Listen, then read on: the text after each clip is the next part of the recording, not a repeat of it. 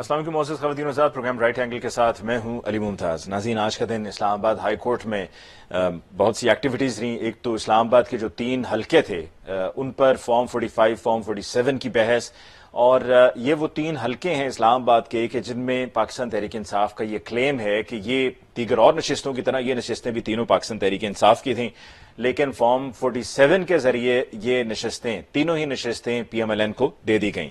دوسری طرف صحافی احمد فرحاد کی گمشدگی کا کیس، اور اس پر جسٹس محسن اختر کیانی صاحب کی طرف سے بڑے سخت ریمارکس سننے کو ملے، اور یہ ریمارکس آج تمام ٹیلی ویژن چینلز پر مور لیس نشر بھی ہوئے، اور ان ریمارکس میں ان کا یہ بھی کہنا تھا کہ وہ کابینہ کو بھی بلا سکتے ہیں، وزیر اعظم کو بھی بلا سکتے ہیں، اور رد عمل کے طور پر اعظم نذیر تارڑ صاحب کہتے ہیں کہ جی جج کا یہ استحقاق نہیں ہے کہ وہ وزیر اعظم کو یا کابینہ کو بلا سکے۔ لیکن ابھی تک کی جو اپڈیٹس ہیں اس میں یہ شامل ہے کہ جو آج کے ریمارکس تھے جسٹس محسن اختر کیانی صاحب کی طرف سے، اس کے بعد سیکرٹری دفاع اور سیکرٹری داخلہ کو بلا لیا گیا، اور حساس اداروں کو لے کر بھی ان کا یہ کہنا تھا کہ جی کیا وجہ ہے کہ وہ نہیں آ سکتے، کیا وہ کہیں چاند پر تو نہیں ہیں، اور وہ 18ویں گریڈ کے افسر ہیں اور ان کا اس سے زیادہ سٹیچر نہیں ہے۔ یہ ساری باتیں جسٹس محسن اختر کیانی صاحب کی طرف سے آج اس عدالتی کیس میں کہی گئیں۔ دوسری طرف ملتان کا حلقہ NA 148 کے جہاں سے 8 فروری کو یوسف رضا گیلانی صاحب کامیاب ہوئے تھے، لیکن چونکہ اب وہ نشست خالی کر چکے تھے تو اس پر دوبارہ سے الیکشن ہوا، بائی الیکشن ہوا، اور پاکستان پیپلز پارٹی سے جو کینڈیڈیٹ تھے وہ یوسف رضا گیلانی صاحب کے صاحبزادے تھے، اور پاکستان تحریک انصاف سے ان کے وہی کینڈیڈیٹ تھے بیرسٹر تیمور جو کہ 8 فروری کو تھے، اور نتیجہ پاکستان پیپلز پارٹی کے حق میں رہا۔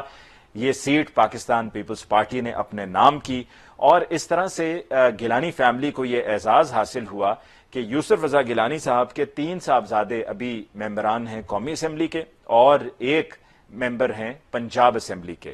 تو آج کے پروگرام میں ہم اسی حوالے سے گفتگو کریں گے اپنے معزز مہمانوں کے ساتھ، لیکن باقاعدہ گفتگو کا آغاز کرنے سے پہلے ہمیں لینا ہے مختصر وقفہ۔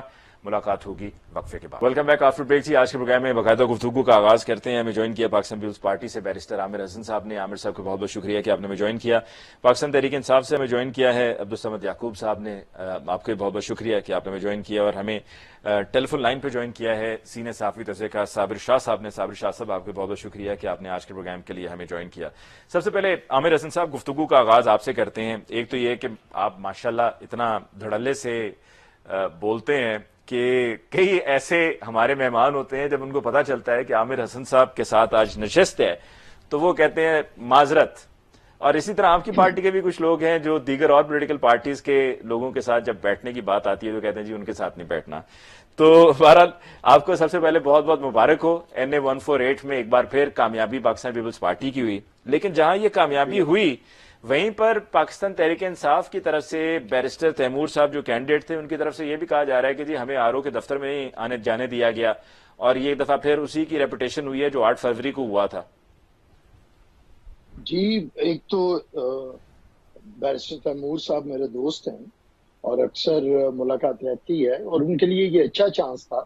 پہلے وہ فارم 45 لے کے کہہ رہے تھے کہ بھئی میں جیتا ہوں الیکشن، اب تو فارم 45 ہمارے پاس بھی ہیں ان کے پاس بھی ہیں، اب تو فارم 45 اور 47 کا ایک ہی رزلٹ ہے۔ تو جب وہ کوئی ایسی بات نہیں تھی تو ظاہر ہے یہ پاکستان کا سیاست میں پرانا اسلوب ہے کہ ہار کو تو کوئی بھی تسلیم نہیں کرتا۔ سینکڑوں ووٹوں کا فرق ہو تو چلیں پھر کہا جا سکتا ہے کہ میرے ساتھ زیادتی ہوئی ہے۔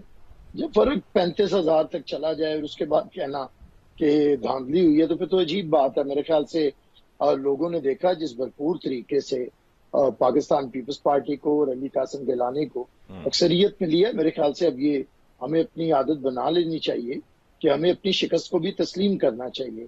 ابھی آپ فرما رہے تھے بہت سے لوگ میرے ساتھ پروگرام میں، دیکھیے میں تو ہمیشہ دلیل سے بات کرتا ہوں، ایک اسلوب سے بات کرتا ہوں۔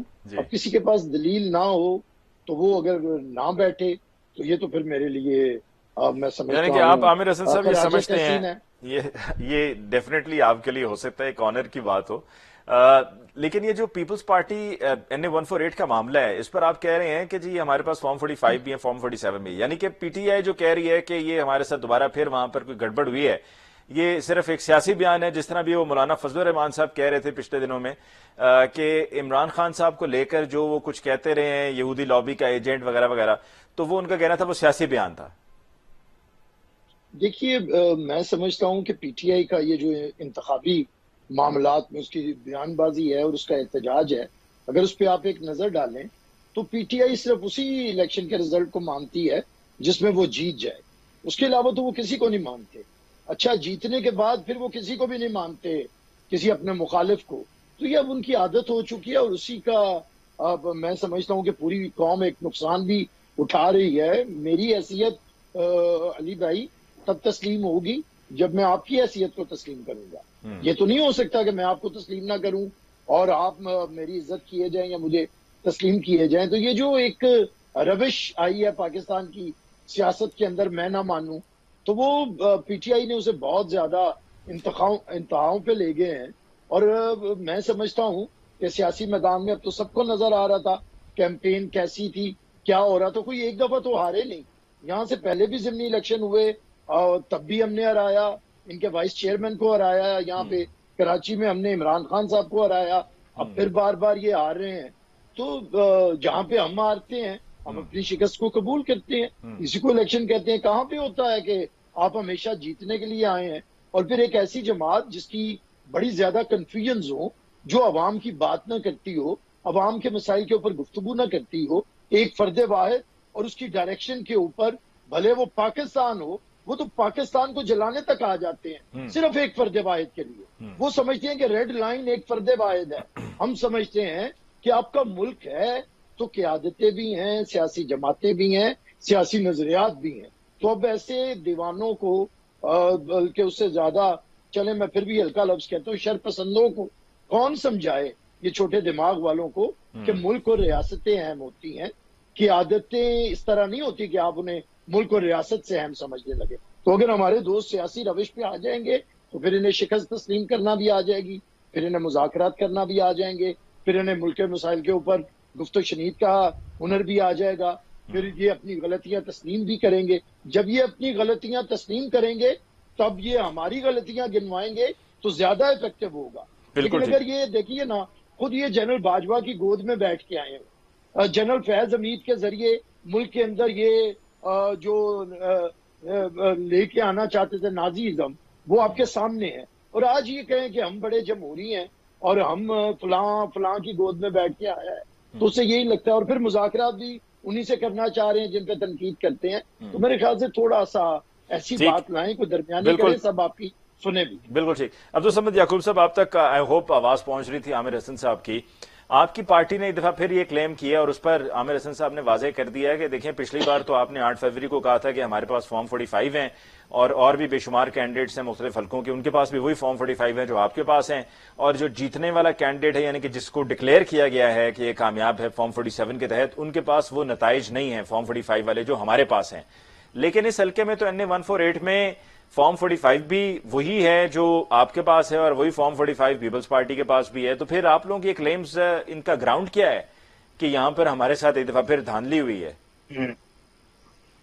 سب سے پہلی بات تو عامر صاحب نے بڑی لمبی چوڑی گفتگو کی ہے، اور اس میں ایک ایسی پارٹی جس کی بنیاد بھٹوازم کے اوپر ہو، جس کا بیانیہ بھٹوازم کے اوپر ہو، وہ نیازی ازم کی بات تو کرے، ناززم کی بات نہ کرے کہ نازیز والی کوئی بات۔ اچھا، رہی بات یہ کہ بیرسٹر صاحب کا چونکہ یہ حلقہ نہیں ہے اور میرا یہ ذاتی حلقہ ہے، اس حلقے میں میرا آبائی گھر موجود ہے، میں یہ حیران ہوں اس بات کے اوپر کہ یوسف رضا گیلانی صاحب جب خود الیکشن کنٹیسٹ کرے تو 275 کی لیڈ آئے فارم 47، اور ان کے فارم 47 کے مطابق بیرسٹر تیمور ہی کینڈیڈیٹ ہو، اور گیلانی صاحب تو ان کی تو لیڈ ہو 275 کی۔ مگر پھر کیا ہوا اچانک کہ ان 2 مہینوں میں جب سے یہ گورنمنٹ آئی ہے، اس میں میرا حلقہ جو ہے وہ خدا نہ خواستہ کوئی پاکستان میں سب سے ترقی یافتہ حلقہ ویسے بن میں گیا قطع کلام یہاں کے لیے معذرت، ایک بات یہاں پر میں کہہ دوں عبدالصمد یعقوب صاحب، ابھی یہ بائی الیکشنز کی جب تاریخ آئی تھی نا، تو میں نے وہاں پر ایک ہمارے بڑے اچھے رپورٹر ہیں، لوکل رپورٹر ہیں وہاں کے، ان سے میں نے رابطہ کیا تو میں نے ان سے پوچھا، میں نے کہا جی کیا لگتا ہے آپ کو؟ تو وہ کہتے ہیں ان کا ایک جملہ تھا کہ بھائی گیلانی کام بڑا کرواتے ہیں۔ تو یہ بات مشہور ہے وہاں پر کہ گیلانی فیملی کام کرواتی ہے، جب ان کو موقع ملتا ہے تو وہ پیسہ لگاتے ہیں اپنے حلقے پہ۔ میں نے ملتان کی سیاست میں گیلانی فیکٹر کو ریفیوٹ نہیں کیا. میں نے گیلانی، اور یہ گیلانی فیکٹر تھا جس کی وجہ سے ان کو جتنا بھی ووٹ پڑتا ہے وہ گیلانی فیکٹر کی وجہ سے پڑتا ہے. پیپلز پارٹی فیکٹر تو نہیں ہے. پیپلز پارٹی کے فیکٹر میں عامر ڈوگر کے حلقے میں میرے کزن نے جو الیکشن کنٹیسٹ کیا عامر ڈوگر اور جہانگیر ترین کے مقابلے میں 15,000 ووٹ لیا. تو پیپلز پارٹی اگر فیکٹر ہو بھی صحیح تو 10-12,000 فیکٹر کہہ لیں، 15,000 فیکٹر کہہ لیں، اس سے زیادہ فیکٹر تو نہیں ہے. بہرحال اس چونکہ ایک وزیر اعظم 16 مہینے کی بدترین کارکردگی کے بعد اگر منتخب ہو سکتا ہے تو پھر ایک حلقے میں اگر 3 بھائیوں کو ایک شہر میں منتخب کر دیا اور چوتھے کو انہوں نے ایم پی اے بنا دیا تو اس پہ اب زیادہ بحث کرنے کا فائدہ کوئی نہیں ہے. کوئی غیر متوقع نتیجہ نہیں ہے، وہی نتیجہ تھا جو باقی جگہوں پہ آیا ہے، جو باقی جس طریقے سے ہے. اور پوری دنیا اس کو شام الیکشن کہہ رہی ہے، اور جب ایک چیئرمین سینٹ بن جائے تو ظاہر ہے کہ پھر اس کو کچھ تھوڑا بہت ہلکے میں بینیفٹ بھی مل جاتا ہے. اب اگر اس دھاندلی کی بات کی جائے تو کلیکٹیولی دھاندلی ہوئی ہے. اس کو کوئی بندہ جسٹیفائی تو نہیں کر سکتا کہ عامر صاحب ہو یا کوئی اور شخص ہو. ایون جب پیپلز پارٹی بھی کراچی میں دھاندلی کا رونا روتی ہو تو ہم اور میں اور دھاندلی کے میٹر میں میرے خیال میں عامر صاحب ایک ہی پیج کے اوپر ہوں گے اگر بات کراچی کی کر لی جائے. تو یہ تو فیکٹ ہے کہ ہوئی ہے دھاندلی اور مینوپولیٹ ہوا الیکشن. اب اس پہ اور بیرسٹر تیمور جیسے ایک شخص کو، ایک منجے ہوئے شخص کو اگر ہروا دیا گیا تو چلے آگے چل لیتے ہیں، آگے کوئی بات کر لیتے ہیں، کوئی اور ٹاپک ڈسکس کر لیتے ہیں. عبدالصمد صاحب مجھے ایک بریک لینی ہے جی، میں ایک بریک لے لوں پھر اس کے بعد واپس لوٹ کر آئیں گے تو ڈسکشن کو یہیں سے آگے بڑھائیں گے ہمارے ساتھ. Welcome back after break. Discussion کو آگے بڑھاتے ہوئے صابر شاہ صاحب کیسے ہیں آپ؟ خیریت سے ہیں؟ آواز آپ کو آ رہی ہے سر؟ جی آ رہی ہے جی. شاہ صاحب جو اب صورتحال الیکشن ٹرائبونلز کو لے کر ہے، 2 ہم نے پلیٹ فارمز دیکھے ہیں، ایک لاہور ہائی کورٹ کا، ایک اسلام آباد ہائی کورٹ کا. لاہور ہائی کورٹ میں chief justice Lahore high court پہ دباؤ ہے اور ان سے ایک تو یہ جو اینٹی ٹیررسٹ کورٹ کے ججز کی تعیناتی ہے اس کے اوپر کہا جا رہا ہے کہ جی ہم نام دیں گے. Chief justice Lahore high court نے کہا کہ یہ ہم نے بتانا ہے، یہ گورنمنٹ نہیں بتا سکتی ہے. دوسری طرف جو ٹرائبونلز کے لیے دیے گئے نام ہیں ان میں بھی الیکشن کمیشن آف پاکستان کی طرف سے کہا گیا جی مزید نام دیے جائیں. اور پھر یہی ٹرائبونلز اور جو ٹرائبونلز نے کرنا ہے وہی معاملہ اسلام آباد ہائی کورٹ کے، جب اسلام آباد کے 3 حلقے وہاں پر ڈسکس ہوئے ہیں آج تینوں، تو اس میں لگ رہا ہے کہ things are going the other way.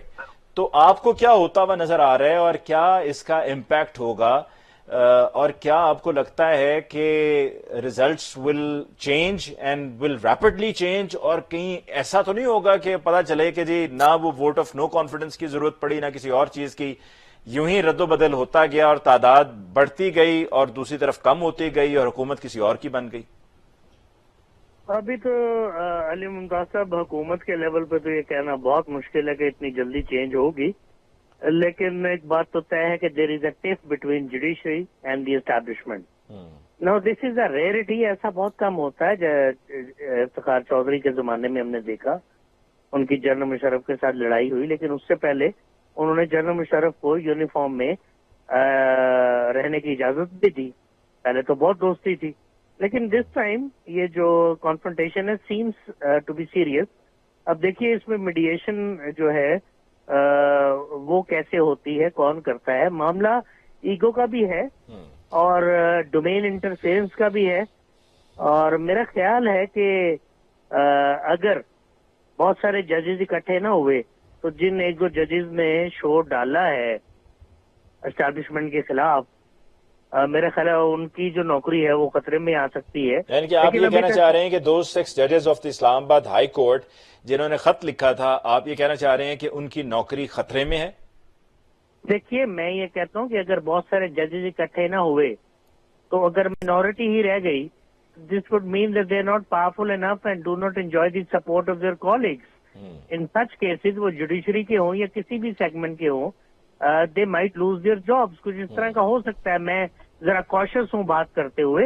It's not because I am talking about ججز، اٹ از بیکاز کہ یہ معاملات ایسے ہوتے ہیں کہ ان کے بڑے فار ریچنگ امپیکٹ ہوتے ہیں. As far as your point about the government toppling is concern, دیکھیے میں نہیں سمجھتا ان کی کوئی کریڈیبلٹی ہے یا شہباز شریف کی پچھلی گورنمنٹ کی. اچھا، یہ سوال میں نے صابر شاہ صاحب آپ سے اس لیے بھی پوچھا بیکاز ابھی یہ پچھلے 1-1.5 ہفتے میں یہ بھی بات ڈسکشن میں آئی ہے کہ جی جو ایم بی ایس نے آنا تھا، سعودی ولی عہد نے پاکستان، وہ نہیں آئے. اور ملتوی ہو گیا دورہ، یا کچھ کہہ رہے ہیں جی منسوخ ہو گیا، لیکن یہ کہا جا رہا ہے کہ جی اگر یہ بجٹ سے پہلے نہ آئے یا اگلا یہ جو کچھ عرصے ہیں 2-3 ہفتے ہیں اس میں وہ نہ آئے تو پھر دس میں ایون ریزلٹ ان شہباز شریف صاحب going home as a prime minister. دیکھیے اگر وہ نہیں آتے تو صرف شہباز شریف کا قصور تو نہیں ہوگا. And look at the dilemma, look at the irony. We are waiting for Mohammed bin Salman to come here and dole out some money to bail us out from a financial crisis which has always been there جب سے میں نے ہوش سنبھالا ہے. تو irony آپ کی یہ ہے. تو ایسے حالات میں اس کا دل کرتا ہو کہ وہ بخوشی آپ کی سرزمین پہ لینڈ کرے جب اسے پتا ہے کہ میں نے کچھ دینے ہی جانا ہے. تو you see beggars are not choosers. Number 1. Number 2, credibility نہیں ہوتی, آپ کی عزت نہیں ہوتی among us the committee of nations. تو اب یہ کھل کے میں بات کر رہا ہوں کہ ہم تو اسی انتظار میں ہوتے ہیں کہ وہ آئے تو ہمیں کچھ دے جائے. کوئی پیٹرول دے دے, کوئی پیسے دے دے, کوئی ایڈ دے دے. حالت آپ کی یہ ہے کہ 1 ارب روپے کا اسکینڈل آتا ہے, وہ گندم کا ہو, وہ چینی کا ہو, ہر 2 سال بعد 3 سال بعد اتنا پیسہ آپ کھا جاتے ہیں. کون کھا جاتا ہے بھائی؟ $500 ملین تو ہم مانگ رہے ہوتے ہیں IMF سے, اور اس کے بدلے قوم کا گلا گھونٹ رہے ہوتے ہیں بجلی کے بلوں کی صورت میں, گیس کے بلوں کی صورت میں, پیٹرول کی قیمتوں کی صورت میں. تو یار شرم آتی ہے بات کرتے ہوئے, دل بڑا دکھتا ہے. 1 ارب ڈالر اس غریب قوم کا کھایا جاتا ہے, نہ کوئی انکوائری ہوتی ہے. It is all hushed up, it is all brushed under the carpet, زور بازو کے ساتھ. تو میرا مطلب کب تک چلے گا یہ کام؟ پاکستان از اے ریچ کنٹری علی ممتاز, کھا رہے ہیں اس کو لوگ 76 سال سے, ختم نہیں ہو رہا پیسہ. سم ہاؤ کچھ نہ کچھ تو ہے نا کہ نظام زندگی چل رہا ہے. بالکل. We are a rich country. Why should people give you money? You are a rich country یار. عامر حسن صاحب, آپ نے بھی جو صابر شاہ صاحب نے کہا, آپ نے سنا یہ گندم سکینڈل والا جو معاملہ ہے, اس کے اوپر بھی کوئی پیش رفت اس طرح سے ہوتی ہوئی نظر نہیں آ رہی, اور بلکہ مطلب زخموں پہ نمک چھڑکنے والی بات ہے کسانوں کے, کہ پتہ یہ چلا کہ KPK گورنمنٹ نے کہا کہ 3900 روپے میں فی من ہم آپ سے یہ گندم لے لیں گے, لیکن پھر پنجاب گورنمنٹ نے یہ کہا, ایک تو بیان آیا عظمہ بخاری صاحبہ کا, انہوں نے کہا جی اگر یہ پنجاب اجازت نہ دے تو KPK میں روٹی 50 روپے کی ہو. اور پھر اب کسانوں کے اوپر یہ پابندی لگا دی گئی ہے کہ جی کوئی بھی کسان KPK میں جا کے گندم تبھی فروخت کر سکتا ہے کہ اس کے پاس پرمٹ حاصل ہو. تو ایک طرف یہ سکینڈل آتا ہے, ٹھیک ہے اس وقت کیئر ٹیکر گورنمنٹ تھی, لیکن موجودہ حکومت کو فیسیلیٹیٹ کرنا چاہیے کسانوں کو, لیکن فیسیلیٹیٹ کرنے کے بجائے یہ اس قسم کے جملے کہ جی اگر ہم اجازت نہیں دیتے تو وہاں پہ 50 روپے کی روٹی ہوتی KPK میں, اور پھر اس کے بعد کہہ دینا کہ پرمٹ لوگے تو وہاں پہ فروخت کرو گے. یہ دیکھیے, نہ تو کوئی ایسا قانون ہے اور نہ ہی کوئی اخلاقیات یا پاکستان کی سیاست اس طرح کا آپ کو طریقہ اختیار کرنے کی اجازت دے سکتی ہے کہ اگر ایک صوبے سے دوسرے صوبے تک آپ گندم نہ جانے دیں گے. معاملات میرا نہیں خیال, کئی دفعہ سیاسی بیان بازی ہوتی ہے, غلط ہوتی ہے اگر کسی پارٹی کی طرف سے ہو. ایک تو گندم سکینڈل کی انویسٹیگیشن بہت ضروری ہے, لیکن میں یہ کہوں کہ یہ ایک ہی دفعہ ہوا ہے. یہ پاکستان کے اندر ایک طریقہ کار ہے, یہ ایک کرپشن کا طریقہ ہے, ملک کو لوٹنے کا طریقہ ہے. اور پھر ایسے لوگوں کو تو ایسے فیصلے پالیسی سازی کے اور اتنے بڑے فیصلے یہ کیبنٹس کو کرنے نہیں چاہیے. اور دیکھیے, میں تو ہمیشہ سمجھتا ہوں کہ کسان دوست حکومت اگر آپ پاکستان کی تاریخ میں دیکھیں تو وہ پیپلز پارٹی کی حکومت ہوتی ہے. ہم ہمیشہ امدادی قیمت میں بھی اضافہ کرتے ہیں اور کسان کو فیسیلیٹیٹ بھی کرتے ہیں. انتخابی مہم میں بھی پیپلز پارٹی یہ بات کہہ رہی تھی کہ بڑے بڑے لوگوں کو سبسڈیز دینے کی بجائے آپ کو عام کسانوں کو دینی پڑے گی, چھوٹے کسانوں کو دینی پڑے گی. وہی ہمارا منشور ہے, اسی کی طرف ہم گورنمنٹ کو مجبور بھی کریں گے کہ وہ یہ کام کرے. دیکھیں, پاکستان کے اندر ایک المیہ تو ہے کہ پاکستان کے اندر اب اور یہ تفاوت اتنی بڑھ چکی ہے, یہ طبقاتی تقسیم امیر اور غریب کی, کہ اب وہ صاف نظر بھی آتی ہے, محسوس بھی کی جا سکتی ہے. جب نظر بھی آئے, محسوس بھی کی جا سکتی ہو, تو پھر عوام زیادہ دیر خاموش نہیں رہتے.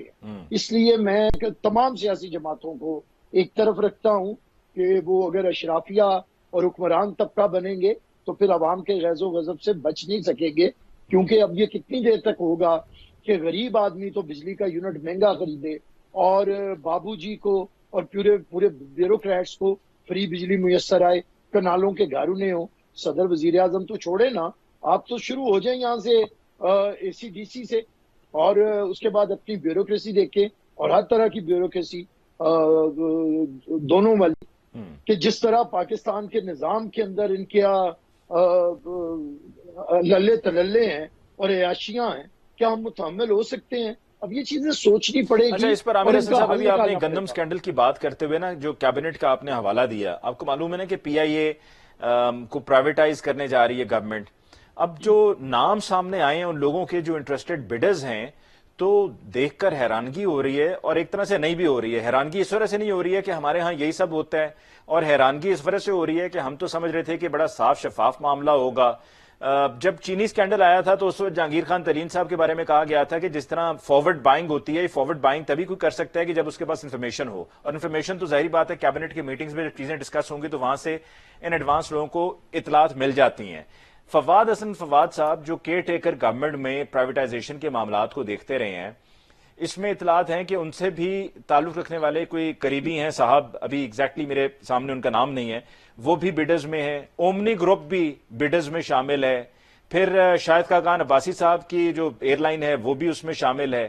تو یہ بڈنگ کے پروسیس میں ہم تو سمجھ رہے تھے کہ بڑا اس پہ ذرا ٹرانسپیرنٹ ہوگا، وہ بھی نظر نہیں آ رہا۔ اور دوسرا ایک اور ہمارے لیے جو پریشانی والی بات ہے وہ یہ ہے کہ انٹرنیشنلی کوئی بھی انٹرسٹڈ نہیں ہے، یہ سارے لوکل ہی ہیں جو لینا چاہ رہے ہیں۔ یہی ہے ہمارا، جب یہ سٹیل مل کا آیا تھا اس وقت بھی یہ ایشو تھا، پھر ہمارے جتنے بینکس پرائیویٹائز ہوئے ہیں 90s میں میاں صاحب کے دور میں، ان میں بھی ان کے قریبی لوگ تھے، اور پھر یہ بجلی بنانے کی جو کمپنیز آئی تھی وہ کن کے پاس ہیں، وہ بھی جو لوگ ہیں انہیں بھی آپ دیکھ بھی سکتے ہیں اور پہچان بھی سکتے ہیں۔ میں سمجھتا ہوں پیپلز پارٹی تو ہم لوگ پہلے ہی پرائیویٹائزیشن کے حق میں نہیں ہیں، ملک کو اگر ضرورت ہے تو پبلک پرائیویٹ پارٹنرشپ کے اندر ہمیں آنا چاہیے، اس پہ گفت و شنید ہو سکتی ہے، اور اگر آپ نے کہیں جانا ہے تو پھر اسے سارے پروسیس کو فیئر ہونا چاہیے، ٹرانسپیرنٹ ہونا چاہیے، اور اس میں پارلیمنٹ کا بھی کردار ہو، اور ایک کوئی بن جانی چاہیے ایسی۔ اب دیکھیے نا، فواد صاحب ہوں یا احد چیمہ صاحب ہوں، یہ کن کے قریب رہے ہیں، کن کی وجہ سے کیبنٹ میں آئے ہیں، یہ بھی آپ جانتے ہیں۔ اب ان کے اوپر ایسے الزامات لگیں گے تو پھر اس زیادہ شکوک و شبہات بھی بڑھیں گے، اور میرے خیال سے مزید عوام کے غصے کو دعوت دینے والی بات ہے۔ یہاں پہ علی ممتاز صاحب میں ایک بات کہنا چاہتا ہوں، عبدالصمد یعقوب صاحب دھیمے آدمی ہیں، میرے دوست بھائی ہیں، ابھی انہوں نے کہا کہ دیکھیے جی دھاندلی ہو گئی، اتنے ووٹ انہیں کیسے مل گئے؟ تو ہمیں تو اتنے ووٹ ملے نہیں جتنے بننے چاہیے تھے، ہمارے 67,326 ووٹس تھے پچھلے الیکشن میں، اور پی ٹی آئی کے تیمور صاحب کے 67,033 ووٹ تھے، اور مسلم لیگ کے ڈہر صاحب کے 57,989 ووٹ تھے۔ اگر ہمارے اور پی ایم ایل این کے کریں تو یہ تقریباً 1.25 لاکھ ووٹ بنتے ہیں، اور 83,000 ملے ہیں کیونکہ پی ایم ایل این نے ہمیں سپورٹ کیا ہے، اور ہم نے پنجاب کی باقی سیٹوں پہ انہیں سپورٹ کیا ہے۔ تو اس سے میرے خیال سے آپ اپنے انہی ووٹوں پہ کھڑے ہیں، اور ہم لوگوں کی دو جماعتوں کا اتحاد تھا، تو میں نے وہی کہا کہ شکست کو تسلیم کرنا ضرور۔ سمد صاحب وہاں کے رہائشی ہوں گے تو پھر سچ بولے نا کہ پی ایم ایل این اگر ہمیں سپورٹ کر رہی تھی تو 57,000 ان کے ووٹ ہیں، 67,000 ہمارے ووٹ ہیں، یہ کتنے ووٹ بننے چاہیے؟ تو میں سمجھتا ہوں کہ اب معاملات کو الیکشن پروسیس پہ یہی تو مصیبت ہے کہ جو ہار جاتا ہے وہ مانتا نہیں۔ یہ فارم 45 لے کے آج پھر رہے ہیں، ابھی لوگ 2018 کے بھی فارم 45 لے کے پھر رہے ہیں، اور فارم 45 تو چھوڑیں، اس وقت کے آرمی چیف نے خود مان لیا کہ ہم انہیں اقتدار میں لے کے آئے، ہم نے یہ رول ادا کیا، یہ ہماری غلطی تھی۔ تو اب اس کے بعد اگر کوئی حل ہے تو مذاکرات میں ہے، اور سیاسی قوتوں کے درمیان ڈائیلاگ اور کسی نئے چارٹر آف ڈیموکریسی کی ضرورت ہے، اس کی طرف آئیے، الزامات سے معاملہ حل نہیں۔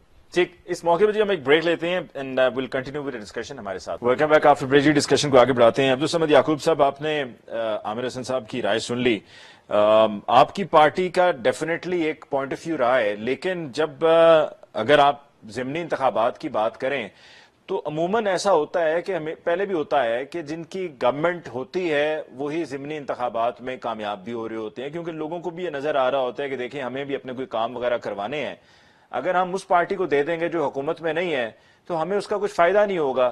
جب الیکشن جنرل الیکشنز ہوتے ہیں تو اس وقت ایک اوپن سچویشن ہوتی ہے، کسی کو نہیں پتا ہوتا کس کی حکومت بنے گی، تو اس وقت ایک ووٹر کا ٹرن آؤٹ بھی اور سوچ بھی اس وقت مختلف ہوتی ہے، اور بائی الیکشنز میں سوچ بھی مختلف ہو جاتی ہے، بدل جاتی ہے۔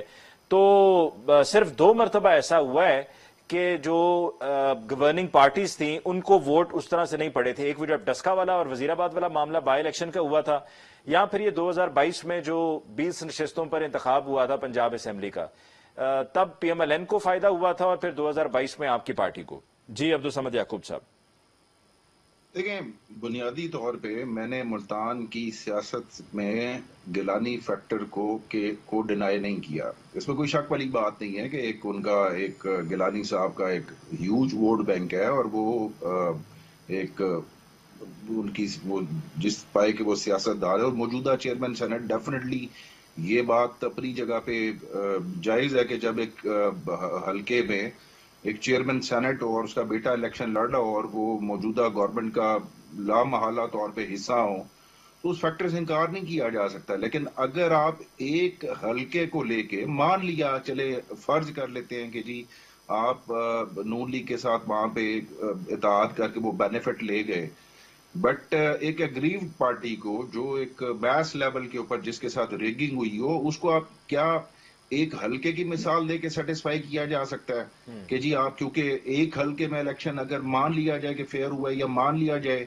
کہ وہاں سے ان کے جو بیٹے ہیں قاسم گیلانی انہوں نے اگر وہ جیت بھی گئے, تو لہٰذا میرے خیال میں یہ بڑی انجسٹ اور انفیئر بات ہوگی. کیونکہ ایک حلقے جو اس کی جو ہوتی ہے ڈائنامکس ہوتے ہیں ہر کانسٹیچوئنسی کے, وہ ڈفرینٹ ہوتے ہیں. کسی کو کسی چیز کا ایک بینیفٹ جا رہا ہوتا ہے. تو میں جب گیلانی فیکٹر کو ڈینائی نہیں کر رہا, تو پھر ان کو چاہیے کہ پی ٹی آئی فیکٹر کے اس وہ 275 ووٹوں کی اگر تحقیقات کر لی جاتی تو نوبت یہاں تک نہ آتی کہ ہمیں جو ہے وہ الیکشن ہارنا پڑتا یا ہمیں یہ ضمنی انتخاب میں جانا پڑتا.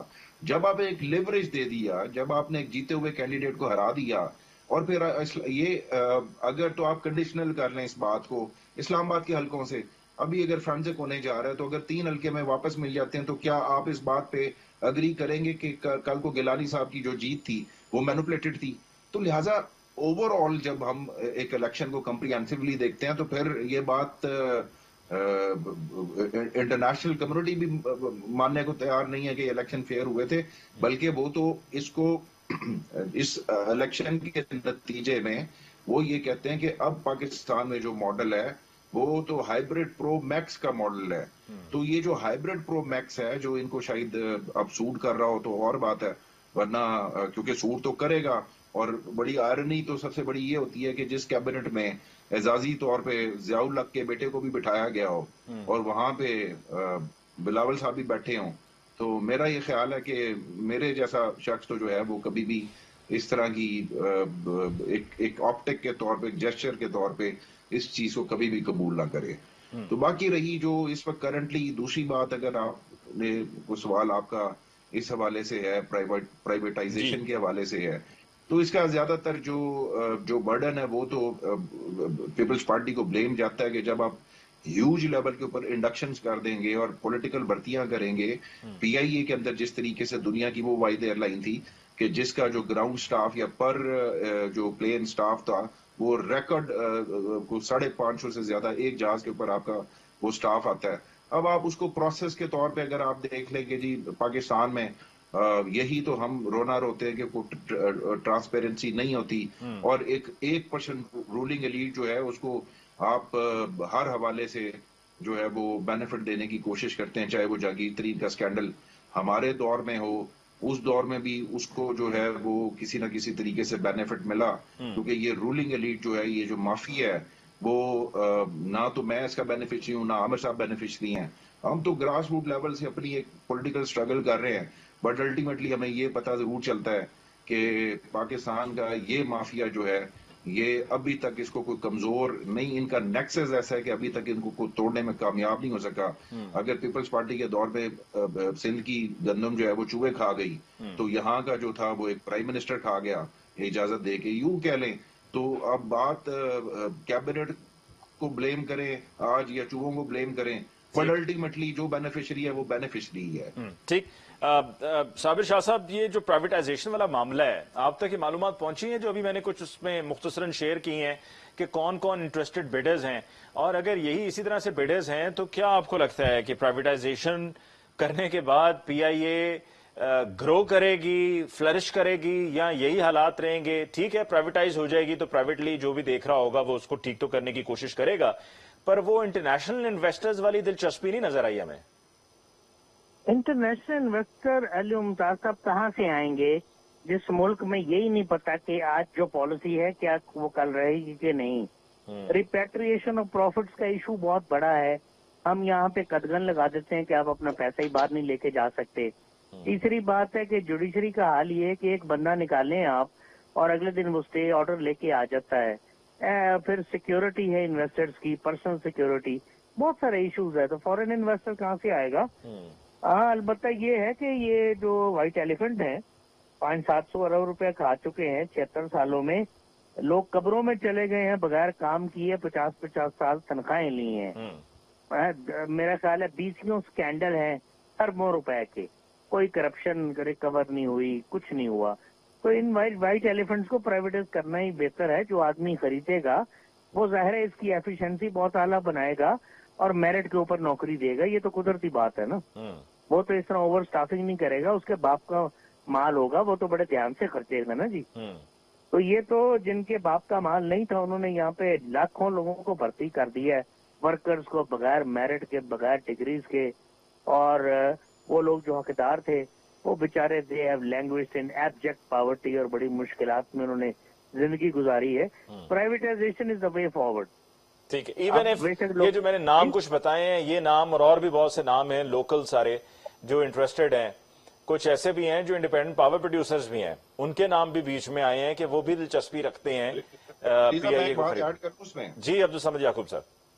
अली साहब, मैं बिल्कुल शाह साहब की बात से एग्री करता हूँ, साबिर शाह साहब की बात से। देखें, अगर आप 500 अरब रुपए का खसारा शो कर रहे हैं पीआईए में, कम से कम आप उसको मुफ्त में भी किसी को उठा के दे दें, वो 500 अरब रुपए आपका टैक्स मनी तो नहीं जाएगा ना अगली दफा, कि जो आप मुसलसल कितने ट्रिलियन जो है ना आप इंजेक्ट कर चुके हैं, और आपके ये तकरीबन 200 एसओईज हैं जो स्टेट ऑन्ड एंटरप्राइजेज हैं। और अगेन वो रिपैट्रिएशन ऑफ द प्रॉफिट पे मैं आपने जो इस वक्त आपने ट्रैक करने के लिए सऊदीज को दी है एक स्पेशल, उसके लिए आपने कहा कि जी हम वो 3 साल से लेके एक तो 25% तक का प्रॉफिट आपने उनको ऑफर किया है, 14 से 25%, और 3 साल की लिमिट आपने, ये उनके लिए जो खसूसी रियायत है या SIFC के थ्रू। लेकिन इसके बावजूद भी अभी तक वहां पे कोई कंक्रीट इन्वेस्टमेंट आ नहीं सकी। अभी ये ट्रस्ट का ये लेवल है, ये आपके ऊपर उनके कॉन्फिडेंस लेवल है कि वो आपके ऊपर ट्रस्ट करने को तैयार नहीं है। और लोग आपने उनको ये सवर्न गारंटीज भी दी हैं कि आपकी जो मुनाफे की वापसी होगी आपको जल्दी हो जाएगी। जी जी जी साबिर शाह से प्लीज कंप्लीट। जी, मैं ये कह रहा हूँ कि privatisation is the way forward, फौरी करना चाहिए। आरएफ अभी बहुत स्ट्रांग पार्टी है। हाँ जी। फिर कुछ लोकल एयरलाइंस भी हैं, पैसा तो है उनके पास, इसमें कोई शक नहीं। पैसा वो रेज भी कर लेंगे। Birds of a feather flock together. RF हबीब का मियां मंशा के साथ एक म्यूचुअल फंड भी ऑलरेडी चल रहा है, तो पैसे का इशू नहीं है। इसी तरह ये मेरे ख्याल अरबों डॉलर की जमीनें पड़ी हुई हैं जहाँ पे डीसी और कमिश्नर और रेलवेज की कोठियां हैं, इनको भी बेचें, प्राइवेट सेक्टर ले लेगा इनको, और ही बेचनी चाहिए। और ये देखे ना 25-25, 20-20 कनाल की कोठी है, 100-100 कनाल की कोठी है, एक अफसर रह रहा है। तो ये कोई तुक तो नहीं बनता यार। इस मुल्क को खाते जा रहे हैं, खाने का भी कोई तरीका होता है, इस तरह खाते जा रहे हैं, पूछने वाला कोई नहीं। तो yes, they should sell everything to the private sector. ठीक है, कुछ पैसा आएगा, उससे को बचत होगी। और ये बिजली का जो डिस्ट्रीब्यूशन लॉसेज है, जो पावर थेफ्ट है, इसमें कमी करें। ये नहीं कि आजाद कश्मीर को फायदा दे दें। अच्छा, ये जो अभी आपने बात की है ना जून का मैं और आप भरेंगे जी, ये आपने पावर थेफ्ट की जो बात की है आमिर हसन साहब, ये कल से चल रहा है मामला कि जो हमारे यहाँ यही होता है, जो अभी बात साबिर शाह साहब भी कर रहे थे। एक तो उन्होंने पावर थेफ्ट की बात की है, उससे पहले जो साबिर शाह साहब ने बात की थी कि हमारे यहाँ फॉरेन इन्वेस्टर्स आकर क्यों इन्वेस्ट करेंगे, कि जब कानून ही बड़ी जल्दी बदल जाता है कि आज कुछ होता है कल को कुछ और हो जाता है। अब हमने अपने मुल्क में सीएनजी को मुतारिफ करवाया, सीएनजी पे सीएनजी स्टेशन लगना शुरू हो गए, लोगों ने अपनी गाड़ियों को सीएनजी पे मुंतकिल करना शुरू कर दिया, और फिर उसके बाद आहिस्ता आहिस्ता उस गुब्बारे में से भी हवा निकल गई। फिर हमने लोगों को लगा दिया कि अब आप सोलर प्लेट्स लें जी, सोलर प्लेट्स लें, बिजली बचाएं, नेट मीटरिंग करवाएं, और फायदा ही फायदा। लोग उस तरफ चल पड़े। अब जो है वो कहा जा रहा है कि नेट मीटरिंग हम खत्म करने जा रहे हैं। तो ये हम क्यों इस तरह से करते हैं कि एक दिन हमारा कुछ फैसला होता है, बाद में हमारा कुछ फैसला हो जाता है? غلط فیصلے جو کرتا ہے اس سے پھر کون پوچھے گا؟ اگر یہ نیٹ میٹرنگ کا فیصلہ غلط تھا تو اس سے بھی پوچھا جانا چاہیے، بالکل اسی طرح سے کہ جس نے یہ آئی پی پیز کا فیصلہ کیا ان سے بھی پوچھا جانا چاہیے۔ دیکھیے یہ بنیادی وجہ یہ ہے کہ ہماری جو معاشی پالیسیز ہیں ان میں تسلسل نہیں، اور تسلسل اس لیے نہیں ہے کہ جب آپ کی پولیٹیکل سٹیبلٹی نہیں ہوتی اور ایک حکومت انہی بنیادی فیصلوں پہ دوسری حکومت پہ تنقید کرتی ہے جب وہ خود حکومت میں ہو اور وہی فیصلے کرتی ہے۔ میں آپ کو مثال دیتا ہوں کہ عمران خان صاحب زور دیتے تھے کہ میں خودکشی کر لوں گا لیکن میں آئی ایم ایف کے پاس نہیں جاؤں گا، پھر وہ آئی ایم ایف کے پاس جانے کو خود اپنی بہت بڑی کامیابی سمجھنے لگے۔ اچھا پھر حالات اتنے مشکل تھے جب اگلی گورنمنٹ آئی پی ٹی ایم کی اور انہی کے کیے ہوئے ایگریمنٹ کو جو آئی ایم ایف کے ساتھ انہوں نے کیا تھا اسے آگے بڑھا رہی تھی، تو وہ ملک کو ڈیفالٹ کرنے کے لیے لیٹرز لکھ رہے تھے آئی ایم ایف کو کہ ملک کو ڈیفالٹ کروا دیں۔ اسی کے لیے ضرورت ہے کہ آج ملک کے اندر ایک ڈائلاگ ہو، ہم بیٹھے کچھ بھی دیکھیے، اگر کوئی سرکاری محکمے نقصان میں چل رہے ہیں، ادارے نقصان میں چل رہے ہیں، اگر کرپشن ہے، اگر بیوروکریسی کی اتنی تنخواہیں ہیں، اگر پینشن کے معاملات میں تنخواہوں کے معاملات میں مشکل ہے، دیکھیے اگر آپ یہ صرف محض یہ کہہ دینے سے کہ وہاں پہ غریب لوگ بھرتی کر لیے گئے ہیں جس کی وجہ سے ادارے تباہ ہو گئے ہیں، تو غریب لوگوں کو بھی تو روزگار کا کوئی ہوتا ہے۔ میں مانتا ہوں کہ طریقے سے میرٹ پہ نوکری دینی چاہیے، لیکن کیا ادارے صرف غریب لوگوں کی نوکری کی وجہ سے تباہ ہوتے ہیں کہ اتنے بڑے لوگ جو اسے کھا جاتے ہیں ان کی وجہ سے تباہ ہوتے ہیں؟ یہ بھی ایک بنیادی سوال ہے۔ اس کے اوپر ہر بندہ اپنے ذہن کے مطابق تنقید کر کے پیچھے ہٹ جاتا ہے۔ ہم اسی کے لیے سمجھتے ہیں کہ معاشی پالیسیز بنانے کے لیے تمام پولیٹیکل پارٹیز کو اکٹھا ہونا پڑے گا، پھر انہیں دیکھنا پڑے گا کہ معاملات کیا ہیں اور ان کا حل کیا ہے۔ یہ کوئی اتنا مشکل کام نہیں ہے، خرابی صرف نیت میں ہے۔ اگر میں یہ سمجھوں کہ میرے مل بیٹھنے سے کریڈٹ آج کی گورنمنٹ لے گی تو پھر تو خرابی ہوگی۔ جب میں نے سیاست ہی اس پہ کرنی ہے کہ پیٹرول مہنگا ہو تو میں حکومت پہ تنقید کروں، بجلی مہنگی ہو تو میں حکومت پہ تنقید کروں، اور یہ اسی پہ، اور حکومت اسی پہ کھیلے اور اپوزیشن پہ اسی پہ کھیلے، اسی کے لیے میں سمجھتا ہوں آئی پی پیز کا فیصلہ ہے تو ملک کے لیے کیا گیا معاملات کے لیے اگر کوئی خرابیاں ہیں تو کیوں ریویو نہیں ہو سکتا اگر تمام پولیٹیکل فورسز اکٹھی بیٹھے؟ اسی طرح اگر آپ کا یہ جو ہے کہ آپ نے یہ دیکھیے، میں تو آج کہتا ہوں گرین انرجی کی طرف تو ساری دنیا جانے کو کہہ رہی ہے، اب اگر لوگ اس کی طرف جا رہے ہیں اور آپ انہیں ڈسکریج کریں گے پھر اس معاملات کے ساتھ، تو کیا آپ یہ چاہتے ہیں کہ عوام آپ سے مہنگی ترین بجلی خریدے؟ عوام خریدے آپ سے بجلی، اور جو بڑے بڑے بابو ہیں، افسر ہیں، حکمران ہیں، وہ فری بجلی انجوائے کریں؟ اس کے لیے تو پھر ملک کے اندر آپ ایک انارکی پیدا کریں گے۔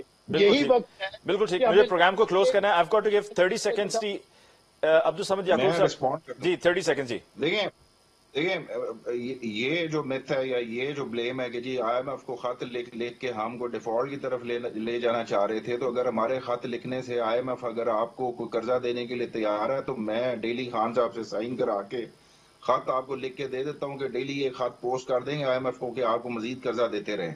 اس طریقے سے نہیں ہوتی یہ بات۔ مانی جائیں دوسری بات یہ کہ مانی نہیں گئی ان کی سمجھ گئی، لیکن بدنیتی تو ظاہر ہوگی نا ان کی، مانی تو نہیں جائے گی ان کی، کون مانے گا؟ نہیں مانی انہوں نے۔ جی عبدالصمد یعقوب صاحب، لیکن انہوں نے تو اپنی حرکت کر دی۔ وہ ایک انٹائرلی ڈفرنٹ کانٹیکس میں تھا، کہ جب آپ نے سلیش کرنے کے لیے ہمارے جو کے پی کے بجٹ کو سلیش کرنے کے لیے آپ نے لکھا تو وہ اپنی ریزرویشنز دینی تھی کہ جی ہم کس لیے سلیش کریں، مطلب ریونیو آپ نہ جنریٹ کر سکیں اور سلیش کرنے کے لیے آپ جو نا اس کو قربان کرنے کے لیے وہ آگے کرتے ہیں۔ یہی تو سندھ کا رونا ہے، سندھ بھی یہی کہتا ہے کہ جی آپ ہمارا بجٹ سلیش کر دیتے ہیں۔ جب آئی ایم ایف کو آپ نے جب آپ آئی ایم ایف کی بات آتی ہے، آئی ایم ایف کہتا ہے کہ اگر آپ کے پاس ریونیو کا ٹارگٹ پورا نہیں ہو رہا تو جو آپ کا این ایف سی کے بورڈ کے تحت اگر آپ نے دینا ہے فنڈ ان کو صوبوں کو تو ان سے آپ کنسنٹ لیں کہ وہ سرنڈر کرنے کے لیے تیار ہے، تو یہ ایک صوبے کے ساتھ بھی زیادتی ہے۔ کچھ چیزیں ایسی ہیں جسے آپ جسٹیفائی نہیں کر سکتے۔ مجھے پروگرام کو کلوز کرنا ہے، بس کوئکلی چاہ رہا تھا کہ میں صابر شاہ صاحب جاتے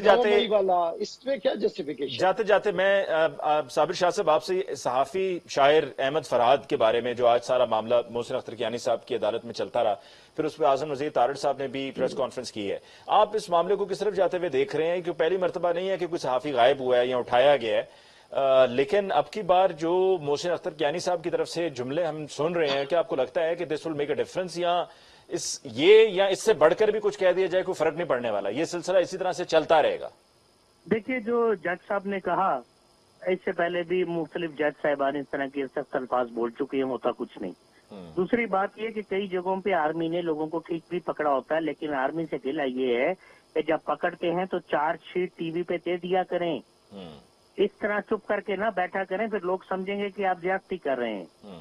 جیسے بلوچستان اور کے پی میں بہت سارے لوگ صحیح بھی پکڑے ہوتے ہیں، ہم چونکہ رپورٹنگ کرتے ہیں، بہت ساری چیزیں ہم نے دیکھی ہوتی ہیں علی ممتاز صاحب، ڈاکومنٹس ہم نے دیکھے ہوتے ہیں، باتیں ہم نے سنی ہوتی ہیں۔